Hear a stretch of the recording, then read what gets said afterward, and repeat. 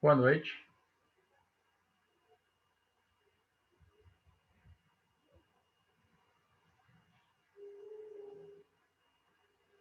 Boa noite.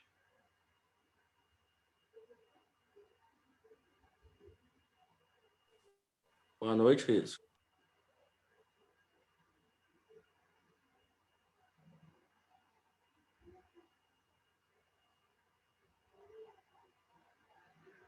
Pessoal, esperar só mais uns 2 minutinhos que os colegas estão entrando.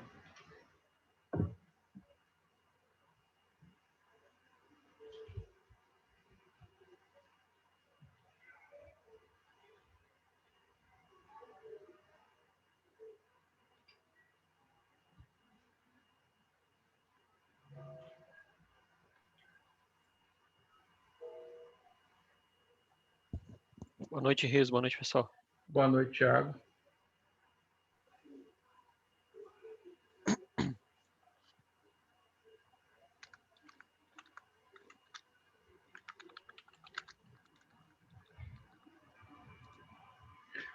Bom, na aula de hoje, eu vou introduzir em vocês o conceito de condutores. A gente vai falar um pouquinho sobre os condutores, a gente vai fazer uma revisão do que a gente estudou na primeira etapa.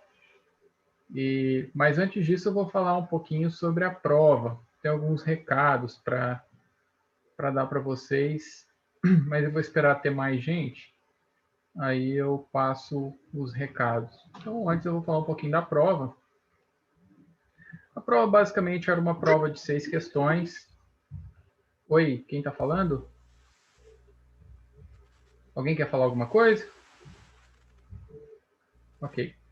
A prova basicamente era uma provinha de 6 questões, em que na primeira questão eu pergunto: descreva com suas palavras o que é a lei de Gauss e enuncie suas formulações matemáticas na forma diferencial e na forma integral. Forma diferencial, a forma integral, elas basicamente dizem respeito à mesma coisa que a lei de Gauss. Forma diferencial é escrita como div é igual a ρ sobre ε0, né? Forma integral, integral fechada de EdA igual a Q sobre ε0, né? A segunda questão, calcule o gradiente das seguintes funções no ponto indicado. Aí eu dou as funções, você precisa calcular o gradiente. Basicamente, a questãozinha envolvendo cálculo, né? Questão 3, calcule o divergente das funções. É a mesma coisa, vocês têm as funções aí, r θ φ, né, coordenadas esféricas, r θ z, coordenadas cilíndricas, né? E aí basicamente é calcular o divergente, né? Essas questões envolvendo cálculo, né, basicamente são questões de análise de comprimento do cálculo efetivamente, né? Nesse caso, não são questões que envolvem teoria, por exemplo.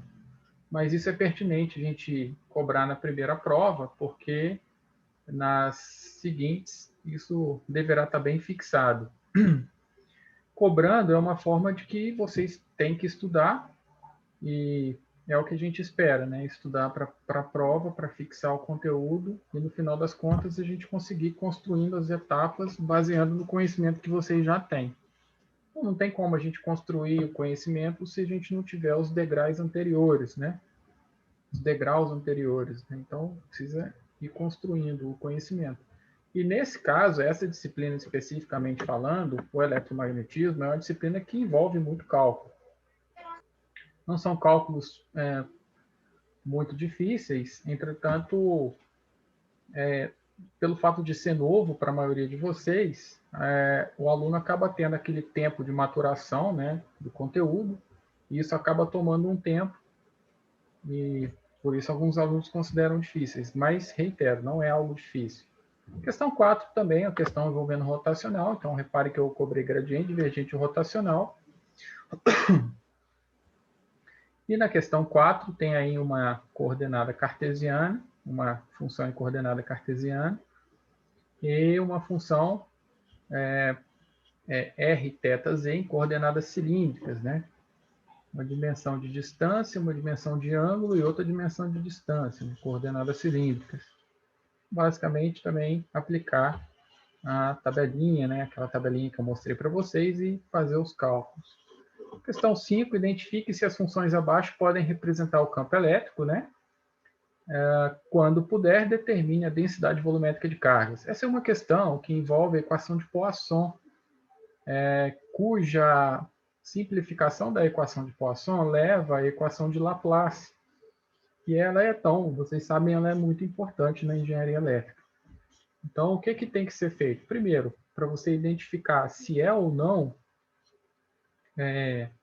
um potencial campo elétrico, né? Se ela pode representar um campo elétrico, você tem que calcular o rotacional.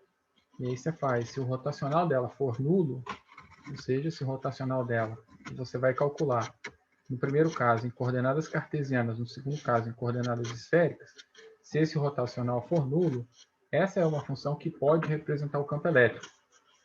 Lembre-se lá, o rotacional de E é igual a zero. Então, se ela puder representar o campo elétrico, ele está pedindo para você calcular a densidade volumétrica de cargas, que é aquele ρ da lei de Gauss na forma diferencial. Então, lá a gente sabe da lei de Gauss na forma diferencial, que é o que vocês fizeram na questão número 1. Div E é igual a ρ sobre ε0. Então, é só você pegar a função, calcular o divergente, e isso é igual a ρ sobre ε0, ou seja, o ε0 que está no denominador, ele passa multiplicando. Então, você calcula o divergente, multiplica por ε0, você tem o valor da densidade volumétrica de cargas. É uma equação que envolve, um problema que envolve a primeira equação de Maxwell, a lei de Gauss. Por isso é tão importante. A questão 6, uma densidade volumétrica de cargas ρ, ele deu aí, 60R2 em microcoulomb por metro cúbico, então ele deu a densidade volumétrica de cargas, né, carga dividido por volume, está presente em uma esfera cujo raio vale R. Então, observe que essa é uma densidade volumétrica de cargas que depende do raio. Determine o campo elétrico. Na verdade, essa parece ser uma questão muito difícil, mas não é. É uma questão que basicamente você vai desenhar uma esfera, vai traçar uma gaussiana no interior da esfera e vai calcular a densidade volumétrica de cargas até a gaussiana que você traçou. E depois ele pede no exterior da esfera. No exterior, você vai calcular a densidade de cargas até o fim da esfera, cuja existe distribuição de carga, que é essa esfera de raio R maiúsculo aí, Rão. Então, calculou ali a densidade volumétrica de cargas, basicamente é isso. Integral fechada de EdA igual a Q sobre ε0. Na forma integral ela fica mais fácil, mas tem como fazer na forma diferencial. Vai dar um pouquinho mais de trabalho, porque você vai ter que integrar, né? Mas dá para fazer também. Então, essa equação 6, essa questão 6, na verdade, é uma questão que envolve um pensamento, né? Envolve um raciocínio a respeito do assunto, e você, de fato, tem que ter estudado para conseguir fazer. Se você não estudou a respeito, dificilmente você vai conseguir fazer uma questão dessa. Mas, reitero, não é uma questão difícil. Para quem estudou, sabe que esse tipo de questão, no livro aqui, por exemplo, ele está como um dos exercícios resolvidos do livro, né? Tem esse tipo de questão aí. Então, enfim, a prova, basicamente, eu achei que a prova de 0 a 10 foi no nível 4 ali, não foi uma prova muito difícil, não foi uma prova fácil, mas faz ali 4, 5, foi uma prova mediana que é o que eu penso que é justo. Bom, então basicamente foi isso. Bom, agora que temos mais alunos, então essa foi a provinha de vocês. Eu tenho 2 alunos que, deixa eu ver se estão presentes. Eudes está aí?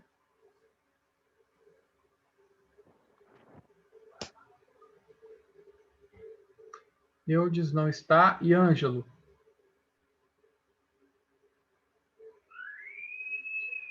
Quem que é o líder da turma? Thiago? Você que é o líder, Thiago? Não, eu não, Luiz. Quem que é?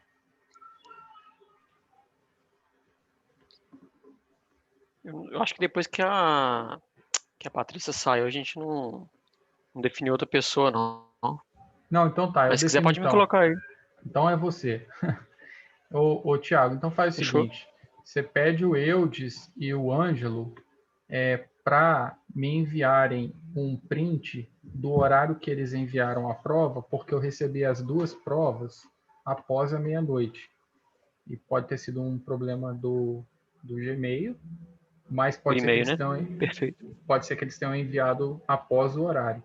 Caso eles tenham enviado após o horário, infelizmente eu não vou poder aceitar. Por outro lado, eles provavelmente, quando eles enviam, aparece o horário de envio. Se eles puderem printar e me mandar aquele horário de envio, que aí eu considero a prova deles, ok?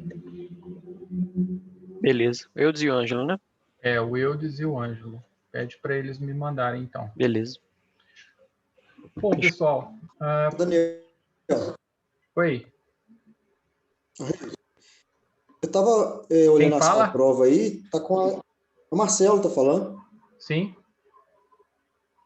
Estava vendo a distribuição dos pontos, deu 27 pontos, é isso mesmo?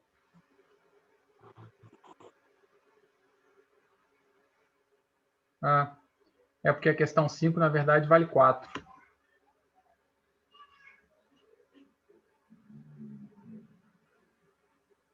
A questão 5, na verdade, ela vale 4. 4 a primeira, 4 a segunda, 4 a terceira, 4 a quarta, 4 a quinta. Aí deu 20 pontos. Aí a última vale 5. É isso mesmo. A questão 5, portanto, vale 4 pontos. Obrigado, Marcelo. Ok. Bom, pessoal, agora que tem mais gente, eu vou fazer alguns comentários a respeito das nossas aulas. A partir de hoje, a aula de hoje, ela está sendo gravada. A partir de hoje, eu gostaria de pedir para que vocês fizessem as próprias gravações, porque está complicado, porque eu não sei o que está acontecendo, mas meu computador, por exemplo, ele já tem muitas aulas gravadas, e eu não sei por que algumas aulas estão batendo o nome do horário, talvez seja porque o meu relógio não está muito correto, o horário está batendo e eu não sei por que ela não está gravando. Então, está dando alguns bugs e tudo mais. Oi? Alguém quer falar alguma coisa? Bom, então, a partir de hoje, a partir da aula de hoje, eu vou sugerir para que vocês peguem esses programas que vocês têm aí na internet, tem vários, né, que conseguem gravar a tela, para que vocês gravem as próprias aulas e não fiquem dependendo da minha gravação. Que, infelizmente, eu não posso garantir que ela será feita por conta desses problemas técnicos. E essas gravações, elas poderão ser usadas por vocês e vocês podem mandar por WhatsApp para os colegas de vocês. Entretanto, eu não gostaria que vocês disponibilizassem isso no YouTube. Vocês não têm autorização para fazer isso, nem com a minha imagem, nem com a imagem dos colegas de vocês. Então, para disponibilizar para todo mundo, não pode. Mas para mandar para o WhatsApp, às vezes um colega que faltou a aula e tudo mais, aí vocês podem mandar. Tá ok? Vocês entenderam esse primeiro aviso? O segundo aviso vai ser o seguinte: a partir da segunda prova, o horário que eu vou permitir vai ser o horário que consta no regimento. Vão ser 48 horas de prova e eu vou disponibilizar a prova no horário, no início do horário da aula. E 48 horas depois, essa prova deverá estar no meu e-mail. Então, não vou permitir mais que essa prova seja entregue meia-noite, né? Normalmente, eu fazia assim, né? Deixando um pouquinho mais de prazo para quem está trabalhando e tudo mais, mas, enfim, acho que acabou que não foi o que eu esperava. Então, vocês vão ter 48 horas para entregar as provas, tudo bem? Sobre as nossas aulas, a aula de hoje está sendo gravada, então as próximas vocês façam as gravações de vocês. Então,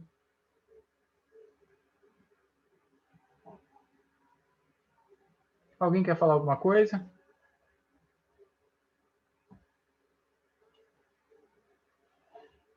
Bom, e a gente segue aí, continua usando o mesmo livro, né? Esse livro aqui, ó.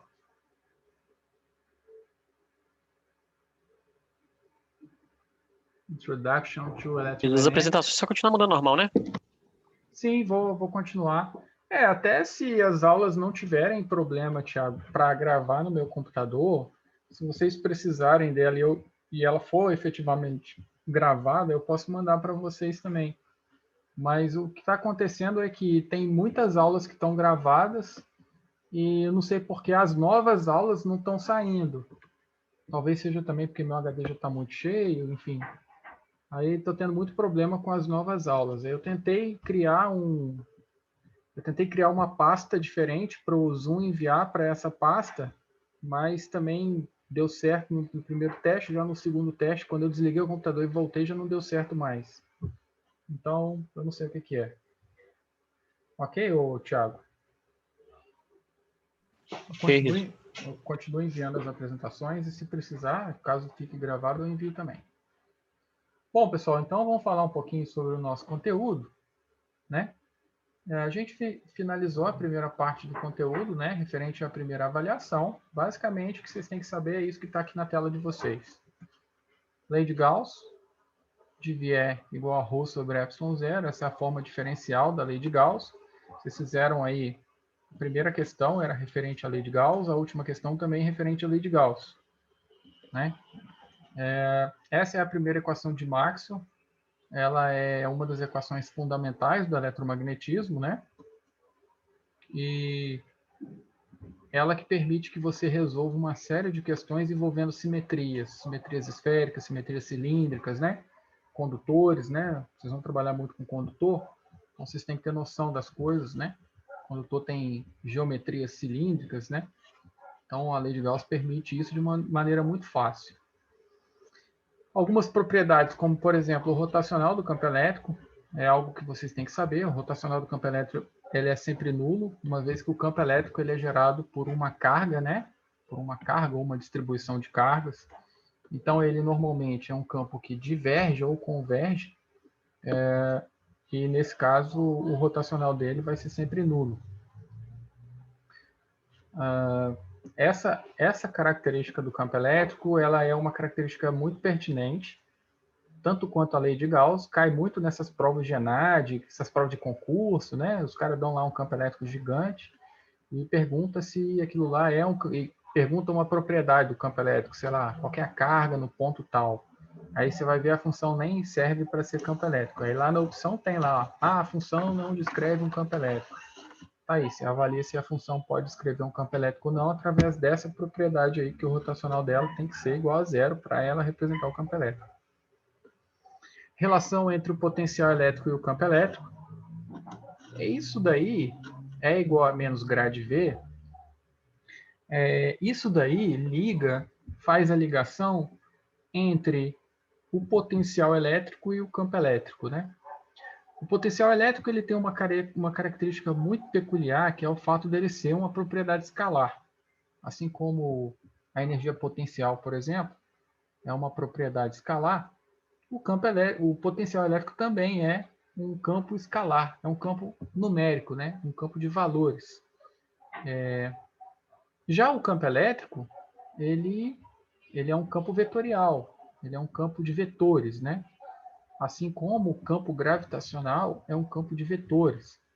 Então, da mesma forma que você liga a energia potencial gravitacional, né? Energia potencial ao campo gravitacional, você pode ligar o potencial elétrico ao campo elétrico.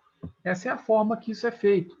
É igual a menos grade V. Então, de posse desse campo escalar, você consegue gerar esse campo vetorial. Então, através de um campo trivial, de um campo simples, você consegue gerar esse campo elétrico, que é fundamental para a gente descrever os problemas envolvendo eletrostática e eletrodinâmica. Os problemas que envolvem cargas, portadores de carga em movimento, né? E portadores de carga em repouso, né? Em condições de equilíbrio. A gente vai ver hoje algumas condições de equilíbrio que são muito importantes no eletromagnetismo, né? O engenheiro eletricista, em outras palavras, ele bate o olho em sistemas elétricos, ele tem que ter essa visão mais ampla, para saber como que ocorre ali o campo elétrico do sistema, como que os portadores de carga estão se comportando, como está sendo a distribuição desses portadores de carga, como estão ocorrendo as cargas induzidas naquele sistema. Ele tem que ter essa visão para ele saber se algo é, por exemplo, se algo é perigoso ou se não é perigoso. Então, essa é uma visão macro que é importante que vocês tenham.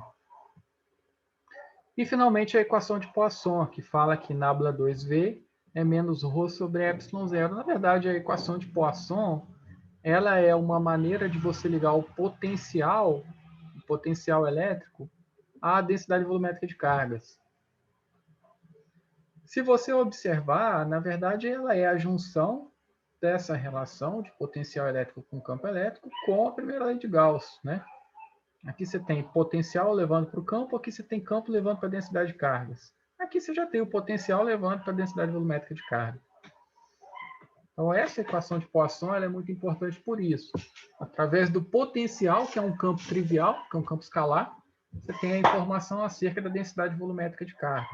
E quando você tem uma condição em que não existe a densidade volumétrica de cargas, aí você gera a equação de Laplace, que é uma equação ainda mais trivial, né? Então, e é tão importante na elétrica, né? Então, nabla 2V igual a zero, a equação de Laplace, ela parte daqui, da equação de Poisson, né? Quando você tem a densidade volumétrica de cargas nula. Vocês já devem ter visto a equação de Laplace lá com a Luciana, talvez com a Abdala, com o Rafael, enfim.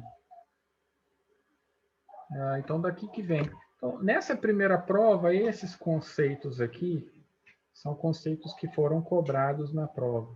Ô, Riso, lei de Faraday, lei de Ampère, você não cobrou na prova? Não, vou cobrar na segunda prova, senão seria muito conteúdo para a gente cobrar na primeira prova. Fica tranquilo que vou cobrar uma hora. Bom, então hoje a gente vai falar um pouquinho sobre os condutores.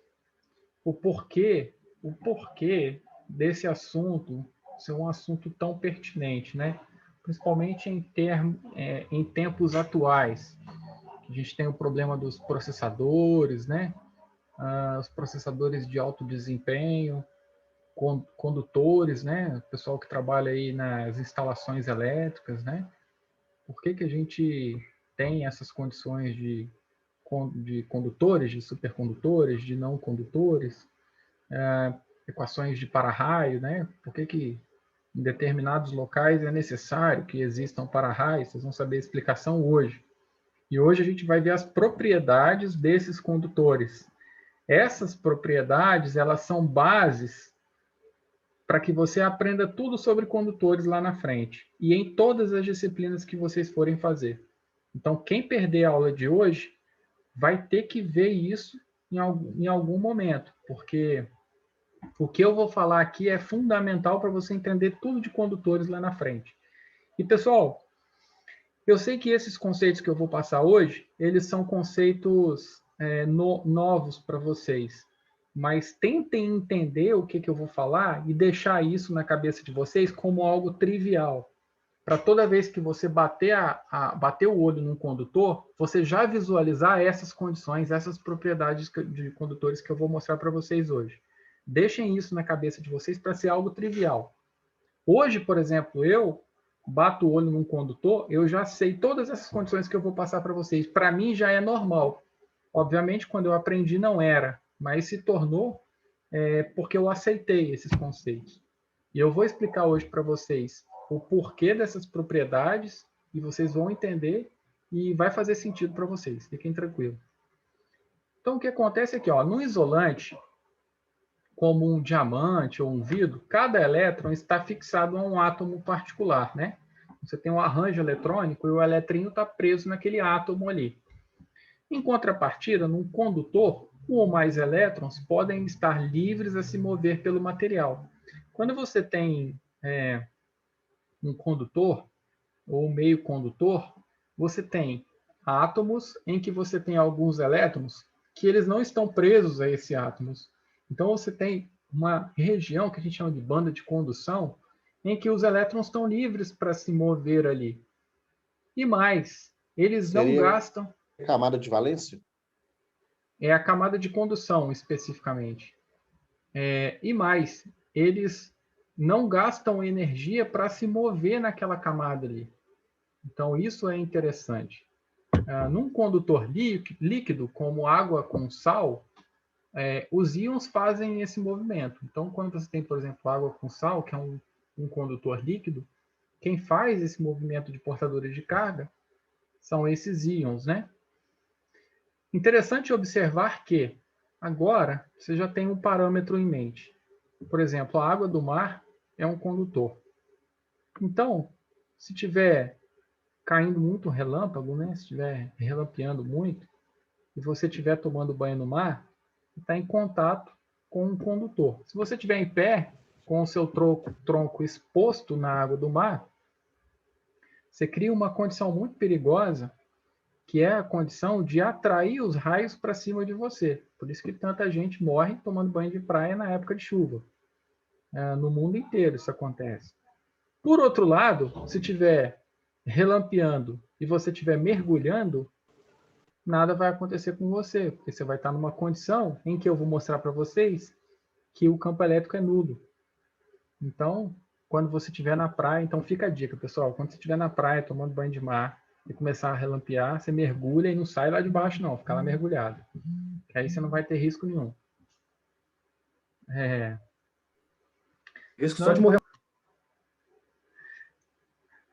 Risco de morrer afogado, mas você não vai ter risco de morrer queimado por um choque ou uma descarga atmosférica, não. É interessante, pessoal, que muita gente não acredita nisso que eu falo, né? Muitos alunos, professor, mas eu não acredito que se eu ficar debaixo da água do mar e cair um raio na água, não vai acontecer nada comigo. Pessoal, não vai mesmo, porque senão os peixes já tinham todos eles morrido, porque sempre cai em alto mar descarga elétrica no mar.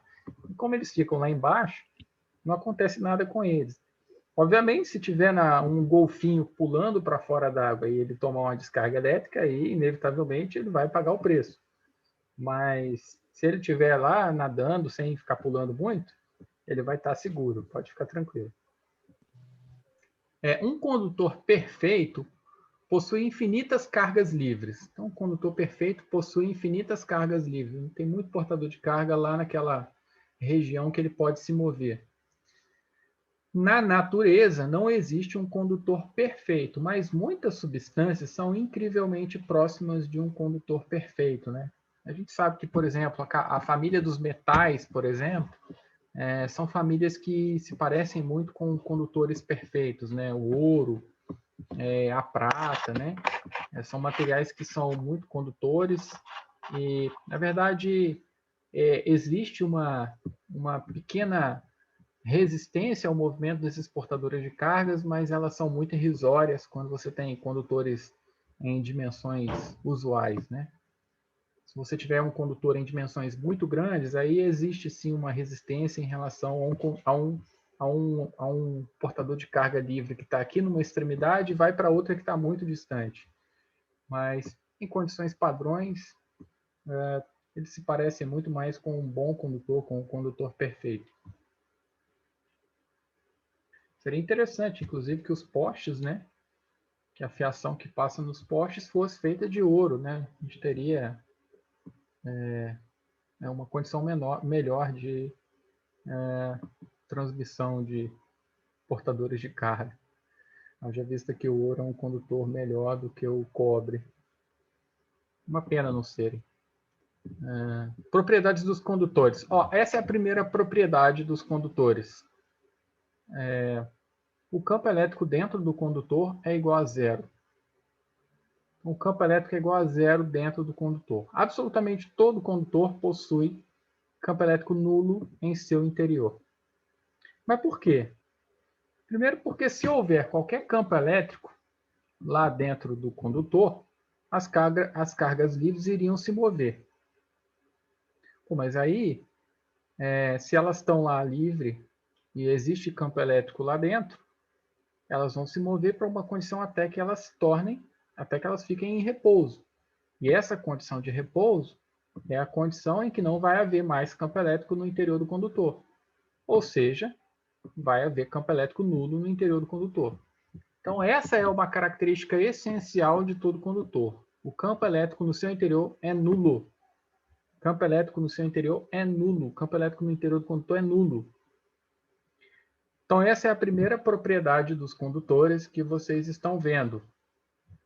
Aí surge a seguinte questão, Riso, mas suponha que eu pegue um condutor, sei lá, uma esferinha de metal, por exemplo, e coloque aquela esferinha numa região que existe um campo elétrico externo. O campo elétrico no interior dela vai continuar sendo nulo? Bom, pessoal, para explicar essa indagação, eu fiz essa figurinha aqui da esquerda.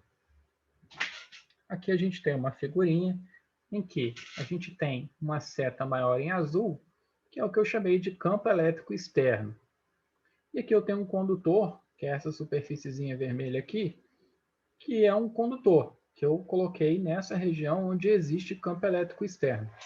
Bom, se o campo elétrico externo está partindo da esquerda para a direita, implica dizer que você tem cargas positivas aqui do seu lado esquerdo e cargas negativas aqui do seu lado direito.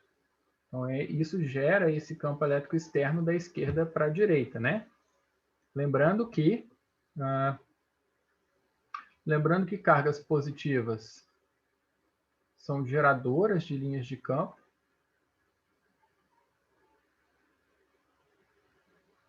E cargas negativas são sumidouros de linhas de campo. Ok? Bom, se você colocar esse condutor numa região em que existe esse campo elétrico externo, o que vai aparecer de maneira instantânea nele é uma redistribuição das suas cargas internas, de forma que esse condutor ele vai trazer os portadores de carga negativa para a esquerda e os portadores de carga positiva para a direita. Parênteses. Nos sistemas reais, pessoal, as cargas somente que se movem são as cargas negativas, que são os elétrons. Portanto, o que aconteceria seria que os elétrons viriam para a esquerda e aí eles gerariam buracos ausentes de elétrons. Ou seja, o átomo que estaria em equilíbrio, quando ele libera um elétron para ir para lá, ele fica positivo. Então, a ideia de que portadores de carga positiva vêm para a direita, na verdade, ela não é uma ideia válida. Entretanto, o resultado da ideia é o resultado correto, que aqui aparece uma distribuição positiva de cargas e aqui aparece uma distribuição negativa de cargas. Ok? Nesse contexto, surge dentro desse condutor um campo elétrico que a gente chama de campo elétrico interno ao condutor, e em módulo esse campo elétrico interno ao condutor será nessa região idêntico ao campo elétrico externo gerado por aquela distribuição de cargas que eu havia dito no começo, né? Distribuição de cargas aleatória que gerou aquele campo elétrico externo. De forma que a soma desse campo elétrico interno e com esse campo elétrico externo seja nula aqui dentro. Então, apesar da distribuição de cargas que vocês estão vendo aqui, o campo elétrico dentro do condutor, mesmo na presença de campo elétrico externo, é nulo. É nulo. Cabe observar que o campo elétrico induzido, que é o que a gente chama esse campo elétrico aqui dentro, campo elétrico induzido pelo campo elétrico externo, é contrário ao campo elétrico externo. Estes campos possuem a mesma intensidade, ok? Então, tem a mesma intensidade e tem mesma direção em sentido oposto, eles vão se anular. E aqui, ó, pessoal, isso ocorre de forma praticamente instantânea. Então, no condutor, quando você pega um condutor e coloca ele numa região de campo elétrico externo, instantaneamente ele vai se distribuir com essa distribuição que vocês estão vendo aí, e ele vai gerar um campo induzido interno a ele, que vai compensar o campo elétrico externo. Alguém quer falar alguma coisa? Eu vi que alguns microfones aí... Professor, isso considerando que o condutor não está sendo percorrido por corrente elétrica nenhuma. Ele só está exposto a um campo externo. mesmo que esteja sendo percorrido por corrente elétrica, o campo elétrico no interior do condutor é nulo. Ok. Ok? Sendo percorrido por corrente elétrica e com influência externa ainda, de um outro campo, ele continua sendo nulo? Sim, mesmo assim ele continua sendo nulo. Eu vou mostrar para vocês, é uma das propriedades a seguir, que quando você tem uma distribuição de cargas no interior de um condutor, ela não vai ficar concentrada no interior desse condutor. Ela vai para a extremidade desse condutor. Então, o que acontece? O campo elétrico no interior do condutor vai continuar sendo nulo. Na superfície do condutor que haverá campo elétrico. Entendeu? Ok. É por isso que eu digo que uma forma que seria racional para se economizar cobre na fabricação de condutores seria fazer somente a casca, né? A casca esférica, a casca cilíndrica, transportando corrente. Em outras palavras, transportaria a mesma quantidade de corrente do cabo maciço. Então, em outras palavras, não precisa ter um cabo maciço. Ah, Riso, mas tem alguns condutores que eles usam um monte de fiozinho interno, né? E aí ele tem até uns fiozinhos internos para facilitar essa condição. É uma maneira de tornar o fio um pouco mais eficiente. Mas seria possível fazer um cabo, só a casca dele para transportar corrente, né? E o interior dele não transportar corrente, porque de fato o interior dele não transporta.